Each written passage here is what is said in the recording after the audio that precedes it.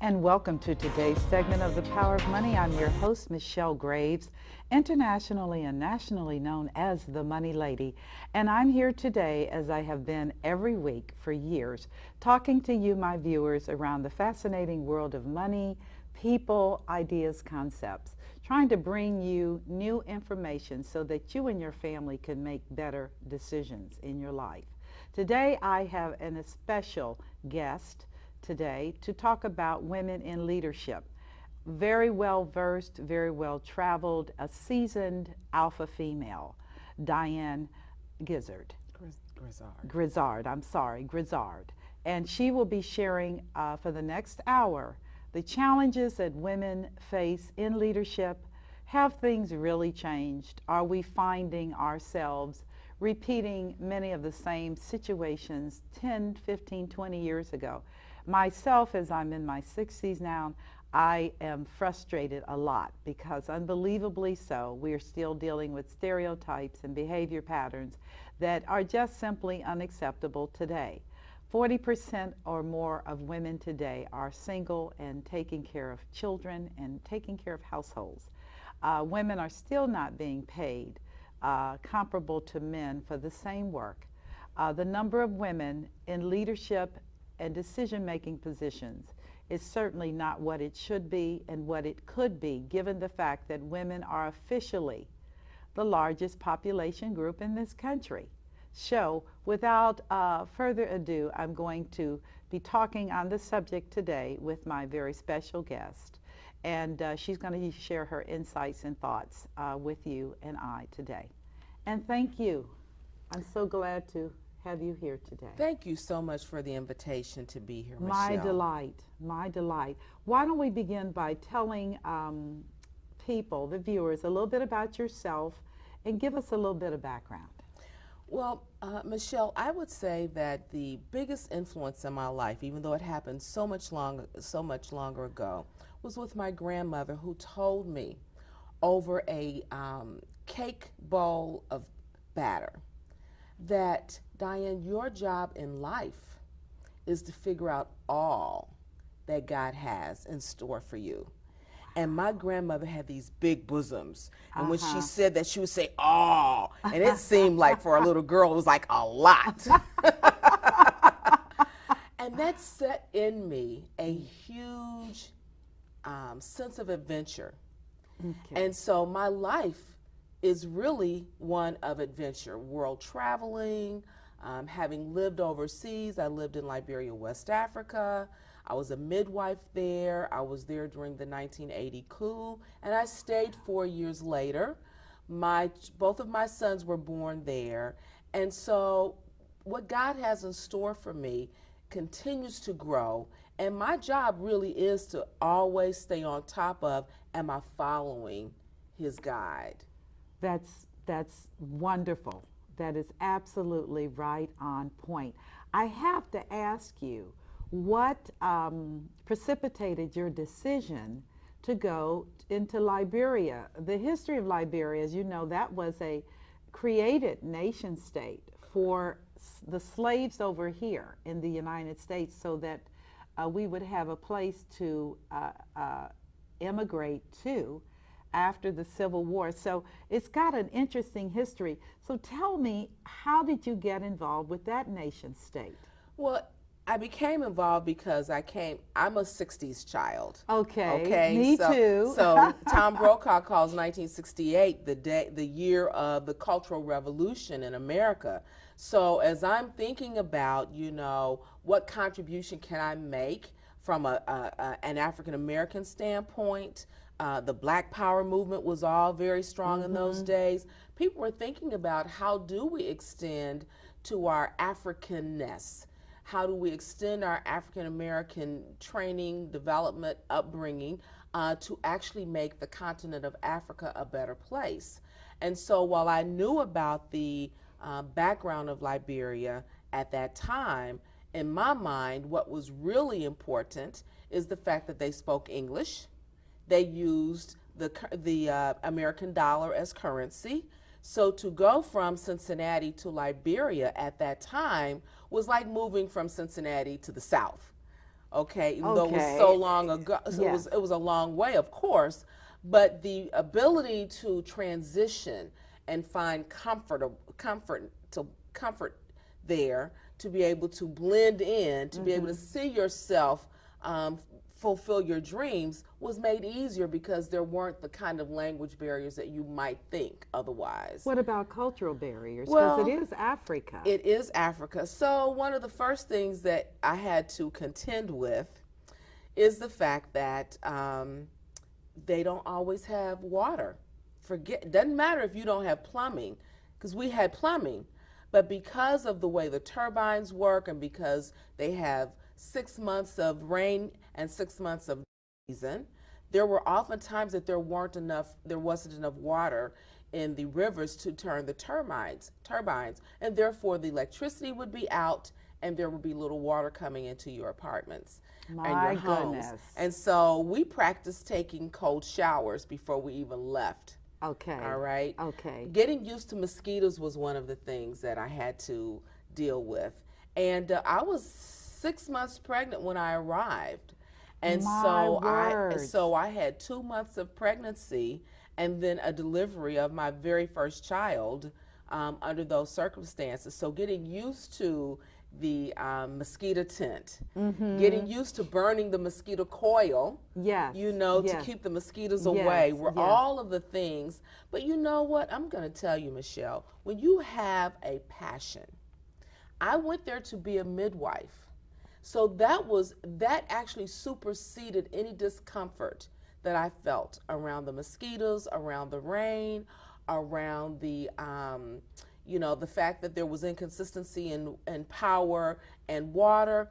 The idea that I would be able to help women in Africa deliver their babies and then be there for them as they worked to create the healthy environment so that their children could grow into adulthood was my passion. And I also ran a secretarial service because you can't get any money. Nobody's going to pay you to deliver a baby. You might get an egg or a chicken or something, but you're not going to get any money. So the power of money. Right, exactly, right. So you have to have a way to actually earn some money. So I had a secretarial service that I used, which was also another very interesting experience, but I used that as my income earning opportunity. I'll tell you a quick story about the women, though, that both warms and breaks my heart, that taught me a lot about the culture, which is your question. So I participated at the time in a program that the World Health Organization created called Breast is Best. Okay. And that was important because women in Africa, in most African countries, this was an international ban that the World Health Organization called against Nestle's milk formulas, because heard about that. Women in these countries where they could not afford to really purchase the milk and maintain it would buy the milk, dilute it with water, because they would say their money can't reach. So when their money can't, we might say we're broke, but they say my money can't reach. And so when your money can't reach, you dilute the milk with water, then you reduce the nutritional value of the milk for your child. In addition to that, the water was not clean, and that they used to dilute it, so they would give their baby, unintentionally of course, dysentery. And then because of the malnourishment, the baby wasn't strong enough to fight it off, and so the infant mortality rate was something like 1 in 20 babies would live past a year old. So we went up country to teach that breast milk is the best milk. And that was just, again, it was heartbreaking because you saw the devastation of what would happen if they didn't, decide to go on and breastfeed their babies. But it was also so heartwarming because you saw that every mother wanted their child to live, and they just didn't know how they were contributing to that infant mortality. And so, so once again, you're not going to get paid for that because you're volunteering for the World Health Organization. But the mothers are going to come in, and I got the best bananas at the least expensive price at the market. Almost every time I was going to say, here she comes. Absolutely. I had my own price for bananas at the market. But you know, that brings up an interesting thing, because a lot of women in the United States, when I talk to them about Africa and my experiences, do not understand how things get twisted because you don't understand culture and poverty. And the women did want the best. But it would seem to me that a mega corporation like Nestle's could have had insight as to what they were actually creating. Their insight was profit. I understand that. I got that. That was the international insight. I got that. And opportunity and profit. Exactly. Africa's a big country. Exactly. I got that. Exactly. So you started a secretarial service while you were over there. This is so fascinating. You go to West Africa, Liberia, 6 months pregnant, set to be a midwife. Did you birth your own child, or did you have a sister? I had a midwife. You had a midwife. I had as well. Both of my children. I have 2 sons and never seen a hospital maternity ward. Well, you are very, very fortunate. So you actually had an opportunity to birth. Yes. In the traditional method, which Yes. fortunately women in Western cultures are getting to. Right. And I'm so glad they are getting to it, because babies are going to come. They call it a doula now. So where I was a midwife in those days, today they call it doula, D-O-U-L-A. D-O-U-L-A. So oftentimes people will, you can get a doula to work with you up until you have your baby. And now hospitals have what they call birthing centers. So the very thing that we created in someone's home can be found in the hospital. You can even have your family around, your children or things like that. My granddaughter, who lives in Savannah, Georgia, was birthed in a birthing center, and they used a water. They had a water pool. Yes, because that also eases the labor pains. Yes. So, you know, things have actually progressed over time. But in those days, there's an old saying among midwives in the South, is that women want to have their babies the way they should have them, at home in their own bed. Thank you. Isn't that just, I mean, it makes sense. It totally makes sense. So how did you transition from midwifery and to having a secretarial company in Liberia? That is impressive. To resource, how did you know how to resource? Well, the thing is, once again, some of my roots, there's a trajectory between my grandmother, my upbringing, and all of the things that I've done. Most people don't take the time to actually peel that onion back to understand that. But my mother always taught me, even though I had a degree when I went to Liberia, she always taught me, have something that you can do, Diane, so that you can always make money. Thank you. Secretarial service was something I could do. Okay. And so and also the other thing about Liberia is that because of its history, there have been so many African Americans who chose to settle there over the years. Really? From Marcus Garvey's days, that's where they went. Okay. And there were a lot of Garveyites in Liberia at the time. Most of all of the revolutionary movements of one kind or another found their way to Liberia. And so I ran into a guy who was from Maryland, I believe, who was married to a Liberian woman, but he was this huge CPA, and he had a CPA office in Liberia. And it was, his wife had a big home, so she had a beauty salon on one side of the business, of the house. He had his CPA office, and they had another office that they rented to me for the secretarial service. Exactly. So it was this huge business. It was like a mega complex, and that's where my location was. And they've sent business to me. What was so wonderful about it is that I ended up knowing everybody's business in the country, because if people didn't want their secretary in their office to know something, they would bring the stuff to me to type. Exactly. So letters, and I mean, we did things for the Sun Moon Ministries, for some of the ministers of the country. It was fascinating. So it was just wonderful to be able to have juggling all of them. Before the computer era, because that was before. So we were literally typing. We had typewriters. Goodness gracious, that is amazing. Yeah, we had typewriters. We wrote speeches. I hired people to come, and so we would, so like a consulting service. Yes. If someone had a speech to do, we wrote speeches for the Minister of Finance when he went to the United Nations, and so so it was wonderful. We had a sort of a full service, stop shop. Isn't that just wonderful, Yeah. to come from America, the United right. States of America, into Liberia, to find yourself transitioning? And may I ask how old you were when all of this was going on? I was 29. You were a I was young 29 woman. when I went to Liberia, correct. Goodness gracious. Full of energy and can-doism. And full of idyllic thoughts and beliefs. Because in those days, you believed that if you wanted to do something, you could actually make it happen. Yes. And I think that's one of the things that challenges women today. Sometimes we just don't believe that things can happen. We need to have enough idealism to actually move us into something that's other than what we know, the status quo.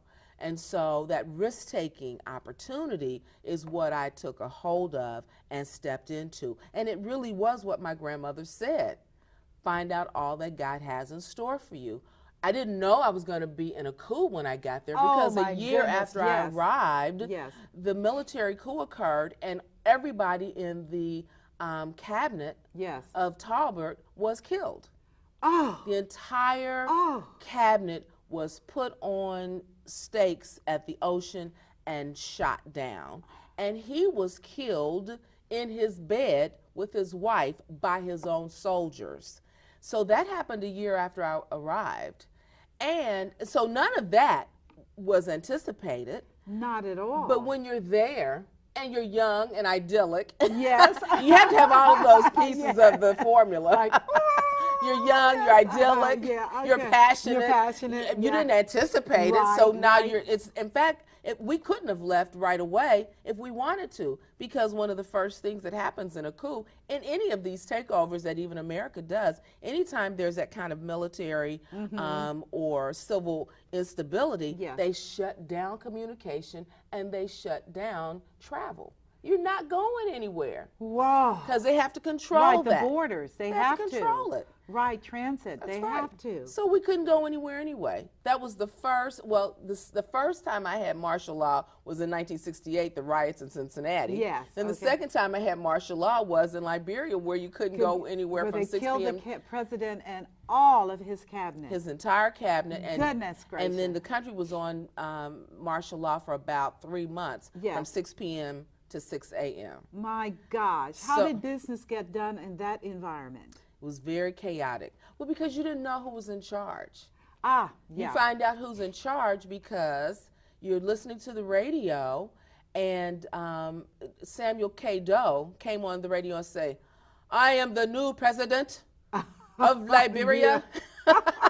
And he started announcing more people that he wanted to kill. Oh, no. He did. On the radio. On the radio. On the radio. Oh, no. Oh, no. On the radio. Oh, no. So you have to be young and idyllic to stay. That's all I say. You know, but that is so absolutely fascinating, because I look back on that time in history with Kwame Nkrumah and some of the great Pan-Africanists, Sekou Touré, and people that were just way ahead of the pack. And then you look at what's happening in Liberia. All of those guys came to visit us. Oh, my goodness. Everybody who was anybody at that time came to Liberia, because Liberia was sort of the African melting pot, if you will. Yes. And because of its history, and because so many nationalists, Pan-Africanists, you know, Muslims, people from around the world who had this sense of freedom. Michelle, I have to say to you, there's nothing like being a person of color, living in a country where everyone is of color. The idea, the psychological freedom that comes with knowing that no one is going to use the N-word. Oh, my gosh. That you never have to second guess, is someone doing something or not doing something to you or for you because of your skin color, because everybody has the same skin color. But you know, it's a dual-edged sword, though, because Black people killed Black people in Liberia. Exactly. And so it makes you understand. That's why today, while I understand race in all of those dynamics, I also know there are so many socioeconomic situations. Yes. Class. Yes. And so in Liberia, class was the dynamic.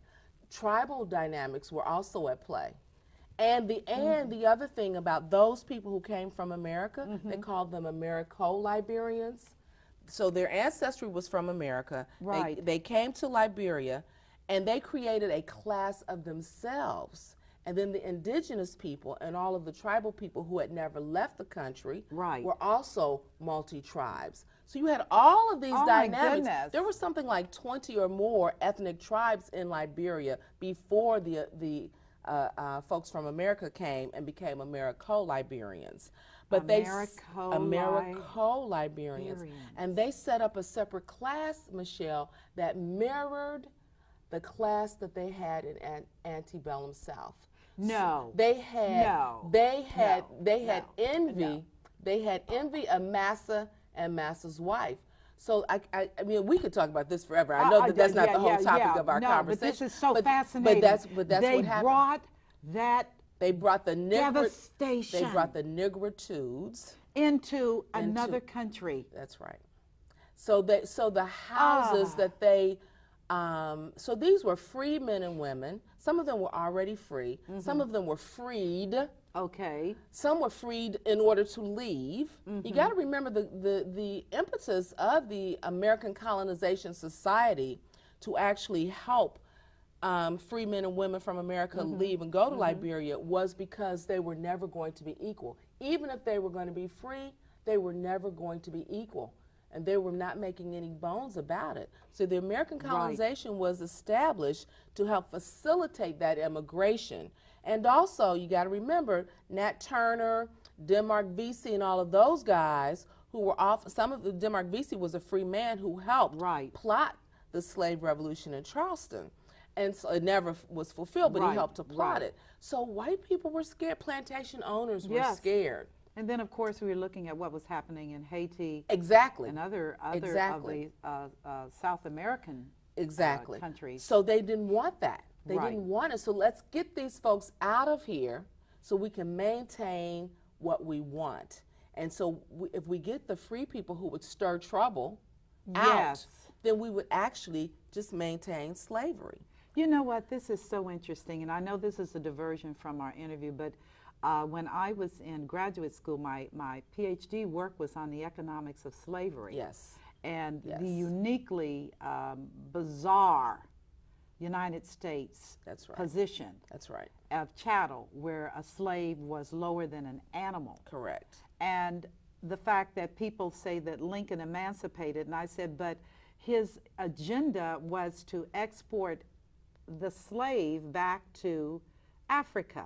And they colonized Liberia to facilitate that exportation. Actually, the colonization of Liberia happened before Lincoln. Lincoln helped to facilitate the independence of Liberia. Right, okay. And others did too. But that first, it was actually James Monroe. Oh, yes. It was James Monroe who really facilitated the colonization of Liberia. He commissioned Congress, United States Congress to allocate $100,000 for the first ships to take free men and women from America to Liberia. And that's why the capital of Liberia is Monrovia. In honor of him. After Monroe. James, that is so incredibly fascinating. But one other point I want, since you mentioned the kind of revolutions that were taking place in the Southern Hemisphere, Haiti is the first free black nation. Liberia is the second. So Haiti was 1801, Liberia was 1847. Wow. And then Ethiopia was the third. The third. And this was all before Europe divided Africa. So when Europe divided Africa and colonized Africa, Liberia was already free. That is absolutely an amazing the average person, story. unless you really know that history, most people don't know those facts. But that makes it even more powerful for what you did in terms of, as a young African American woman that was idealist, and I know that time because I was right there. I'm not kidding you. I'm right there with you. And looking at how could we make a difference? That's right. How could we make it was such a different spirit in the land. It was. And that has changed. It has changed. I think that you know, there are all these subcultures in any culture, Yes. in any country. Yes. There are all these subcultures, and I think that the subculture of independence began to shift in America. And I've had this conversation with a lot of people who lived through that nationalism, Pan-Africanism time frame. And one of the things that we said that happened in hindsight is that there was a revolution afoot in every area. You remember it was 1969, the women were burning their bras. Women were birth control, bras, That's right. hot pants. That's right. Whatever. Yeah, and You hippies know. were just preceded that by a few years. Yes, just so the a few years, Cultural Revolution was afoot. You know, the war, the protests against the Vietnam Lyndon War. Johnson was taking That's right. a whooping. That's President right. Johnson was taking a whooping. So- Vietnam and all the marching and Exactly. all the violence. Civil rights. Civil rights. It was a lot going on. There were a lot, and so I think that, and so almost anything that you chose to be, that you chose to do that was different and make a difference had almost a platform because everything else was taking place. Right. You would stand out so far today to try to have a march of something. Oh my God. It has to be some of these major things like a Trayvon Martin or the the situation in this, but the Trayvon Martin situation would have to be one of those kinds of things to really amass an international outcry. Otherwise, people are just trying to pay their rent and put bread on the table for their families. And you've broken it down. That is so where we are today, which is the motivation for this show. People are in a survival mode, and the issue of class, more than anything else, is here. There is a clear, crisp division. Yes. And as I tell Caucasians, being white is not good enough anymore. You better be rich and white.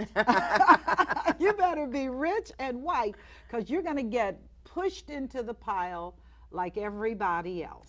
One of my friends always says that your skin color and your zip code has a whole lot to do. Yeah. I was reading a discourse written by a gentleman, Professor Allen, who is an Appalachian Caucasian, and he was talking about what about poor whites, just as a sidebar. And it was a brilliant exegesis on this whole issue of what it is to be a poor white. And I kept thinking about, we're right there because the homogenization of our culture, which is dumbing down everyone. And then I read in a Wall Street Journal where the number of entrepreneurs for the first time in history is actually falling. People don't want to start their businesses. They don't want to do anything but get through the day and get off the workplace. They don't want to do any of that. Would you speak to that? You know, I think that it's sad that that is accurate. Because America was built on entrepreneurs. Oh my gosh! You know, all of our founders. That's right. The person who might have worked in the foundry would come home and be the person who fixed bikes and worked on your furnace. That was your HVAC repairman. Right. He fixed it in the manufacturing company, and then he came home and that was his side business. Exactly. And so that is how America was founded. And we were okay with that. That was the only way that you Joe could get was by. the guy that did the stuff. That's right. You didn't call a company, you called him. That's right. And he fixed it. And I don't know where America is going to land with all of this. I'm not an economist, but so I can only speak from my own experience of all of this. And it feels like there's a shift taking place. There is. And I don't know where we're going to end up, because it's very like my mother told me to get a trade and always know what you can do. I mean, to this day, you know, I can write a book because I can type well. Yes. And I know margins. I mean, I know even though I have a computer that can do all that, I still have the typewriter, you know, perspective on that. And so, but kids aren't raised to believe that that's okay today. And in point of fact, we've gotten so college bound and college focused, which I'm not discounting the value of that. Yeah. But I'm also saying that if you're not a naturally driven person who's going to succeed in an academic setting where your 4-year degree doesn't become a 10-year journey. Yes. And we know. With lots of debt. With a lot of debt. Yeah. A lot of debt. If it takes you 10 years to get a 4-year degree and you have debt that you can't pay, you might have made some different choices along the way. Right. And so, I think that we don't know what the message is for our kids anymore. The idea of a trade, because we do put down trades, and is trade work even available to them to this point about knowing a trade and starting a business with it. Right. And so, I mean, because truly the notion of even laying bricks and concrete and fixing sidewalks, I mean, that used to be a trade that generated good money. It's a whole corporation. It's now a company. You have to have they have concrete engineers or something. Like, I'm probably not calling the term accurately, but you almost have to have an engineering degree to do that. Unbelievable. Today. Yeah. I am very concerned about this, and I'm very concerned about what is your vision at this time in history while we're going through all of these things with people not working and people struggling, barely making ends meet. Where do you see women as far as being the avatars, the leaders, the mothers? We birth nations. We birth nations. That is so powerful. We birth nations. We are the avatar, and yet we are the culture bearers. And I think that along the way, we have become so focused on the need to make the money. And I'm not discounting that if the man isn't around, or if somehow he's disabled and unable to be the primary breadwinner, if she ends up having to be that primary breadwinner, she's so busy doing that she can't be the culture bearer. She can't be the person who nurtures her children and help them believe that they can be everything that they can be. Yes. And so I think that is so missing these days. And then if she's working 2 or 3 jobs to make ends meet. Yes, and so many of them are. Most of them are. I mean, 2 and 3 jobs. Well, I was thankfully back in the States, I had gainful employment. But when you have two children that you're raising, I wanted them to go to private school. So I worked at home, again, because I have the skill of secretarial work. I did a lot of things, projects, wrote dissertations, and things like that to make money while still being at home so I could be with my children. Right. But when they can't have an option like that, then your kids end up raising themselves.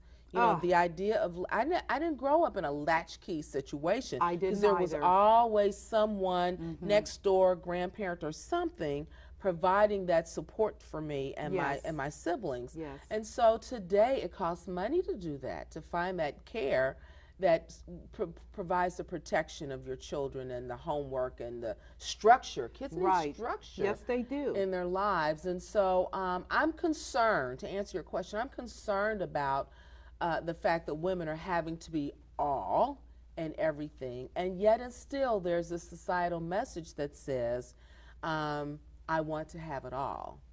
Not possible. And the question is, what is all? Right. What do you really want? I think one of the questions that women have to ask themselves in order to be a leader or to be anything else is, what do I want?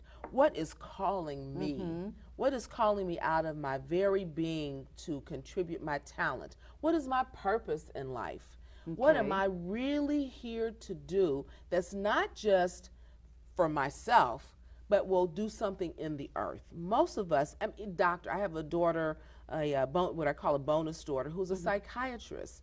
yes, she's making good money, but she is healing people as well. Yes. So we can all have something that we're doing that is also making a contribution that will be left in the earth as a result of what we're doing. What is that? Do we know what that is? Because oftentimes when we're just busy working to pay the rent, it's not fulfilling. It's not satisfying at all. Right. And it depletes us, it depletes our energy, it depletes our minds. Yes. It depletes everything about us. We become empty shells. Yes. We become Yes, empty we shells, do. and then we're 50 and 60 years old, and we say, where did life go? And more than where did life go, I'm finding, Diane, with so many of my peers, because I made choices, and as I tell people, I chose to be an entrepreneur. I chose to expose my children as a single mother to a world system that allowed them to see that there were opportunities and that you were not limited. But I paid a price for making those choices. And my children, you'd have to sit up and listen to them, which is, you know, the janitor didn't show up, so we became the janitors. And I said, but I paid you. But my point being is that their perspective about life has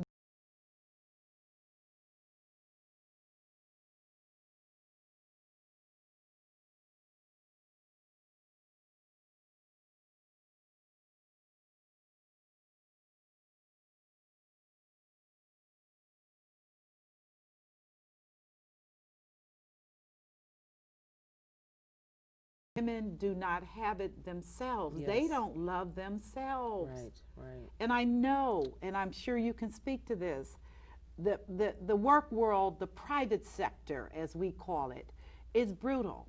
It decimates the soul.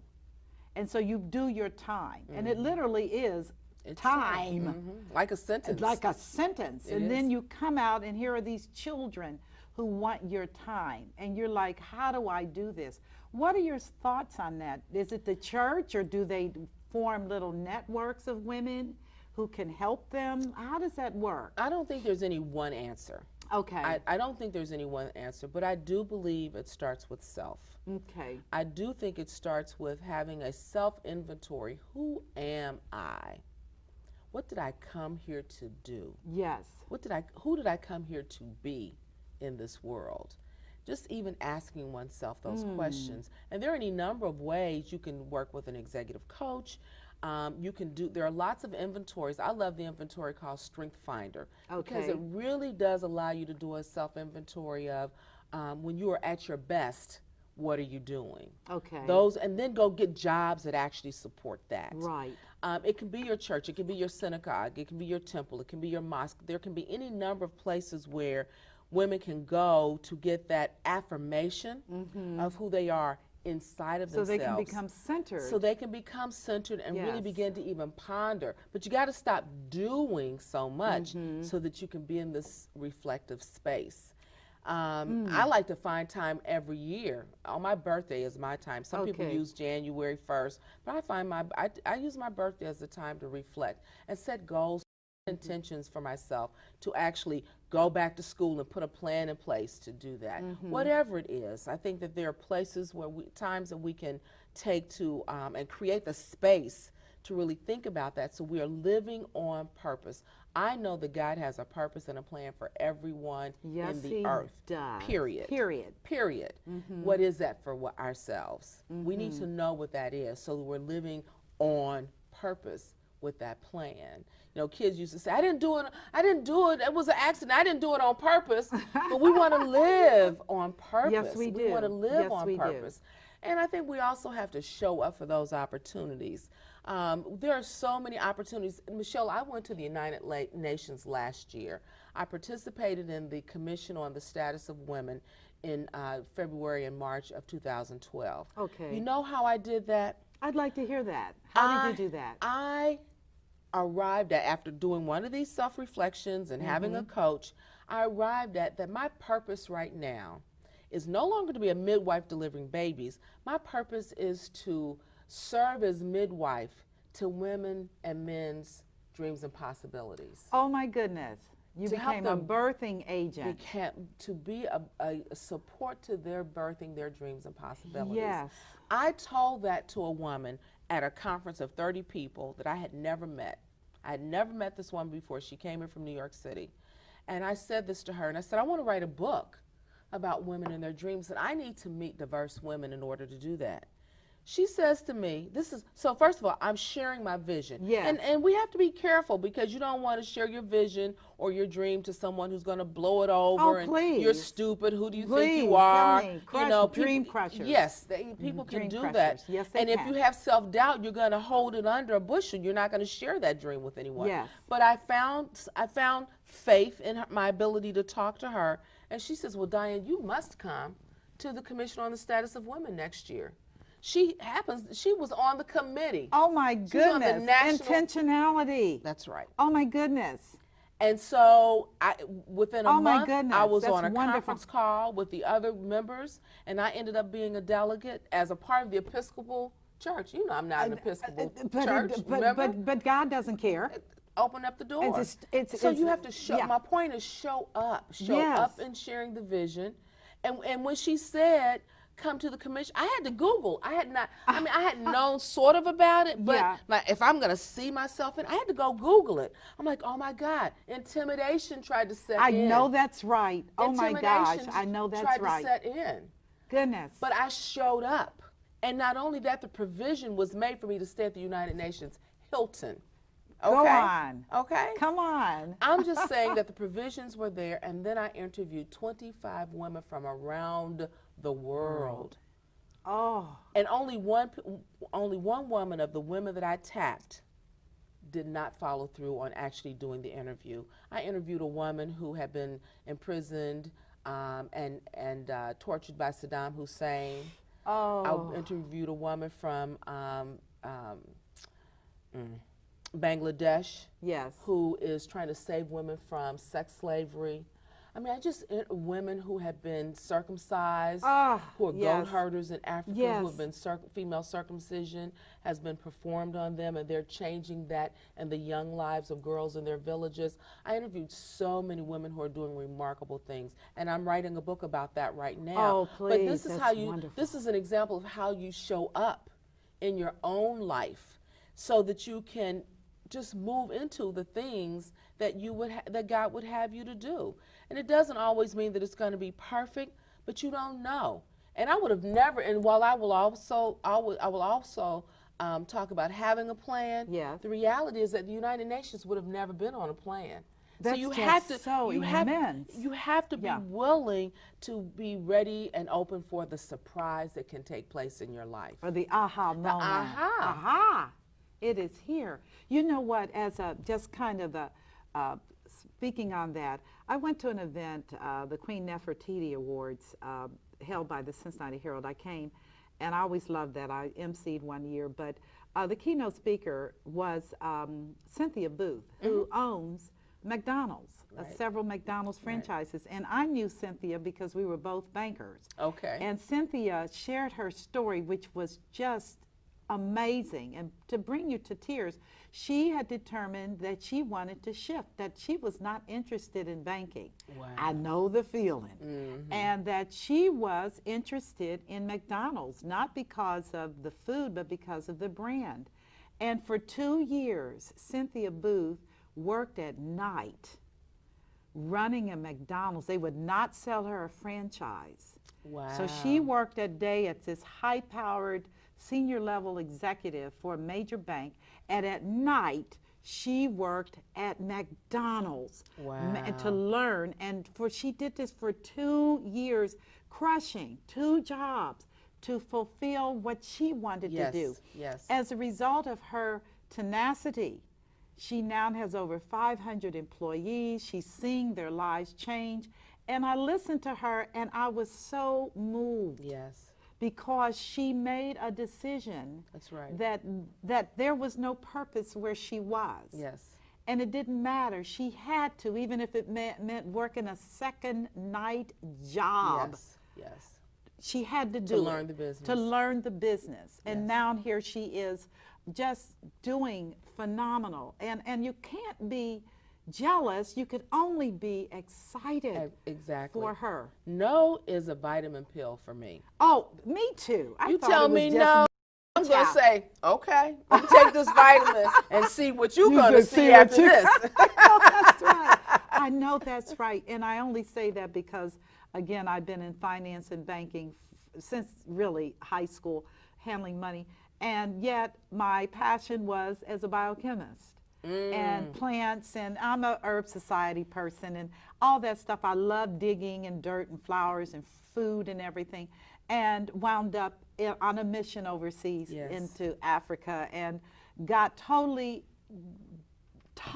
involved in this project which birthed Sheaology. And we sell medical grade shea oil all over the world. And I tell folks, it still isn't pretty. Right. But this is what I'm destined to do. Love. Yes. I do it if I didn't have a dime. Right. I do it because of the women, because of the children, because of the hope. So your position inspires me so much and gives me courage. Yeah. Well, and you know what? Someone said to me that a commitment to follow your call is something that you wouldn't even do if you knew what you were going to have to go through to do it. Tell me at 12:30 this morning as I was like, why am I doing this? And so it allows you to find out what you're really made out of. When we keep doing the same old thing over and over again, when we want to play it safe, right? When we're always looking for someone else's approval, these are the things that hold us back. And destroy the soul. That's right. They do destroy the soul. They do destroy the soul, When you do that, you're not going to step into who you were made to be. Oh, how do you get this out? And again, when you do it, like you said, the hope that you're building in people, the healing that you're bringing to people's limbs and all of that, and the finances that you're bringing back into those rural villages, those are the things that allow you to stay up at night. It's a cost. You are definitely paying a price, but it's not like working on the chain gang. Girl.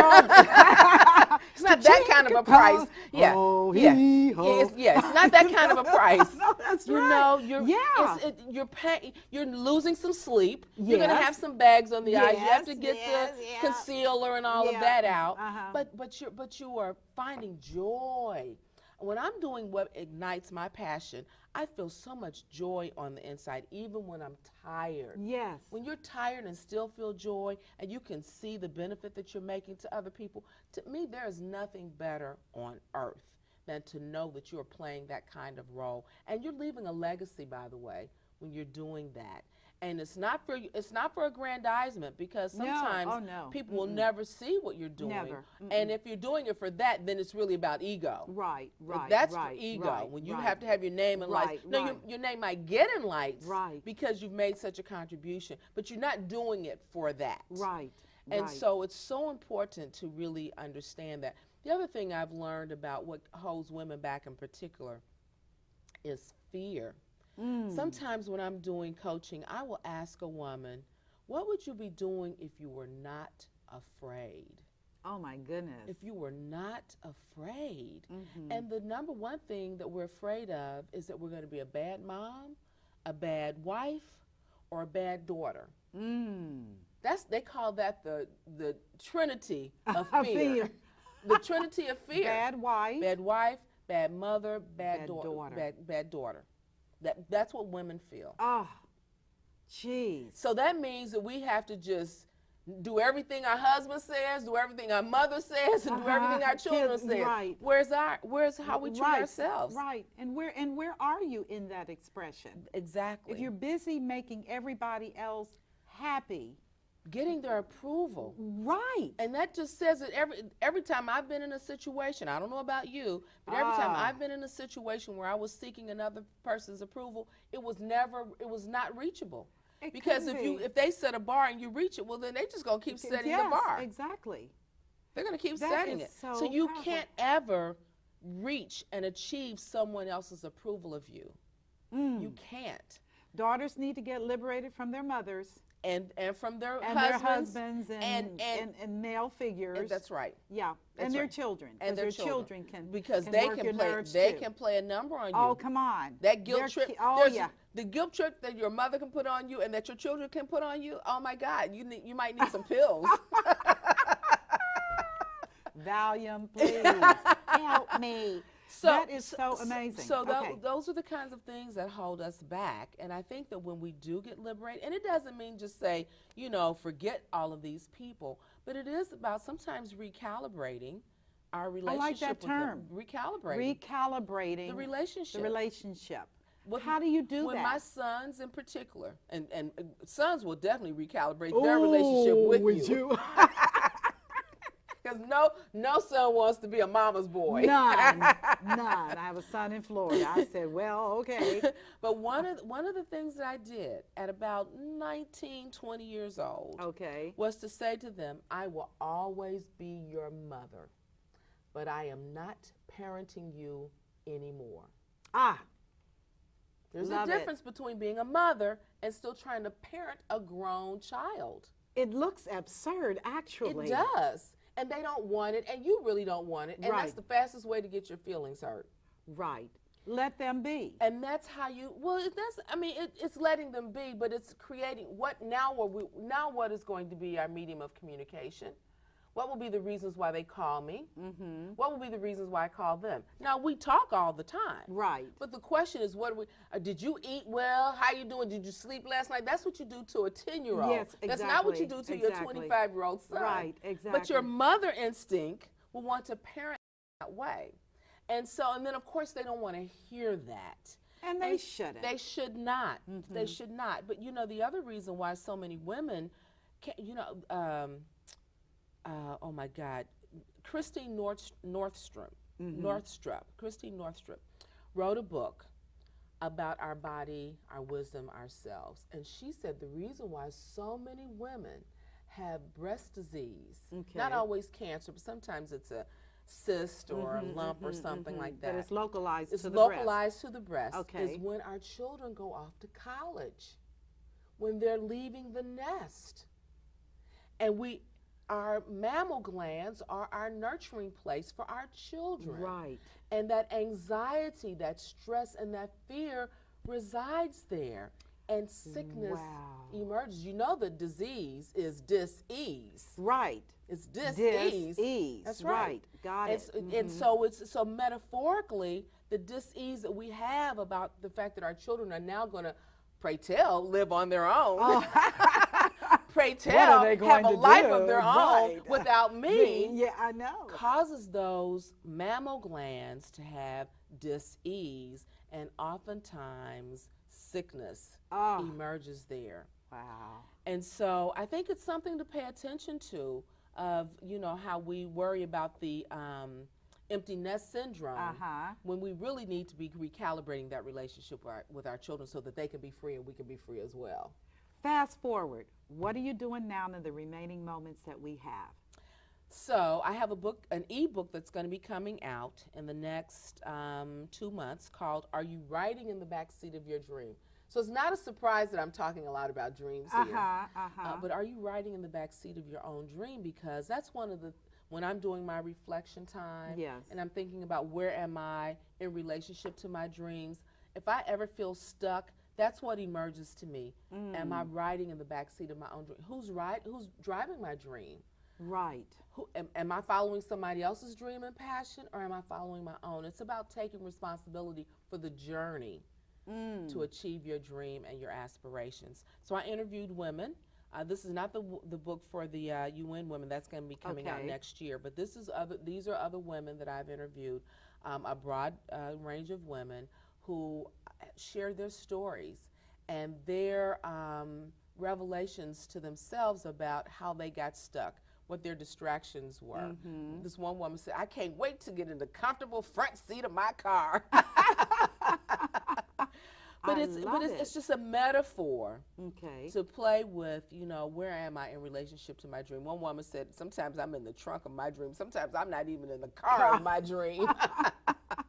And now that's coming out as an ebook. It's coming out as an ebook, and it'll be available within the next 2 months, I think. Is there a website that we need to tell people to go to? Yeah, I'll give you my website. There will be one that will be available to people, but my website is www.thembispeaks, THEMBI speaks.com. So www.thembispeaks.com is my website.